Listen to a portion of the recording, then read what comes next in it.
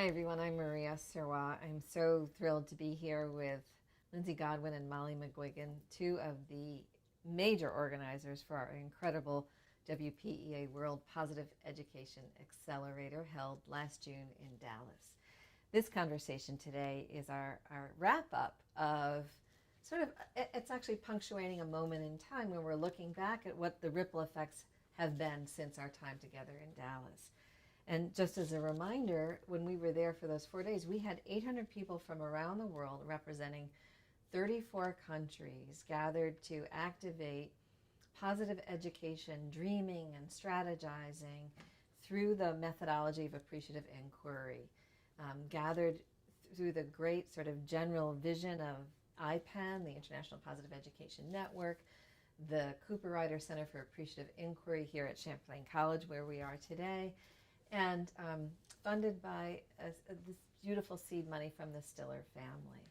And just to sort of bring us back there before we go into the gorgeous ripple effects that have occurred, a reminder of what David said in his opening remarks. 90% of the world's children are now enrolled in primary schools. Never before have we been so well equipped to create educational systems that help students fulfill their potential and achieve both success and well-being. Rising rates of depression and suicide among youth can be reversed as we elevate resilience and self-worth and achievement in the classroom and comfort on the playground through the skills central to positive education. You know, what an astonishing framework. I would love for you two to talk a little bit, since you were at this from the very beginning.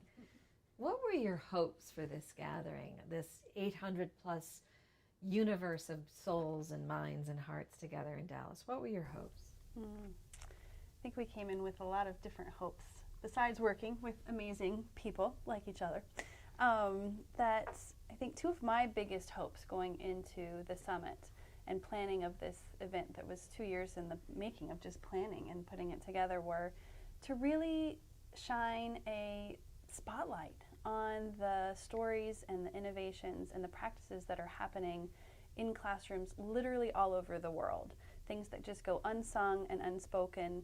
And again, and that it's showing that it's not something that is a U.S. thing, this positive education. It's not a North American thing, that it's a global thing. In fact, that there are so many innovations happening in places that we have to learn from here in the U.S. And so to really shine that spotlight on all of the great work that's happening.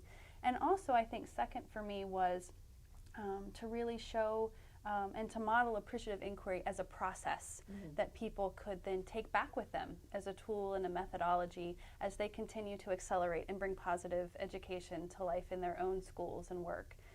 Because I think that positive education as an ends really is helped along by appreciative inquiry as a means. Gorgeous.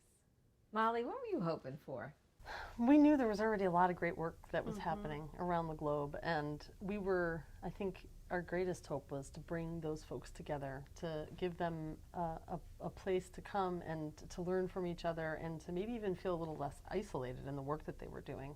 Because in a lot of ways, I think people are sort of in the classroom, you know, doing their research in a setting, working with an organization, and they're feeling very isolated. So I think that this was a chance to bring them together and to really allow them to feel the energy and to learn from each other in a different way, and to also, I think, be part of something that might be a bit bigger than the goals that they might be working on in their work, to be part of a movement, if you will. So Jessica Blackman and I, on behalf of this effort, have been spent the last few months gathering stories of impact to reflect both that sense of burgeoning movement, but also the acceleration of efforts that were already in place. And I know we haven't captured all of them by any means, but behind you, you'll see a map from our beautiful illustrator, Diana Arsenian, who was with us in Dallas, representing some of these stories of impact. And we'll be spending a few moments spotlighting a few of them.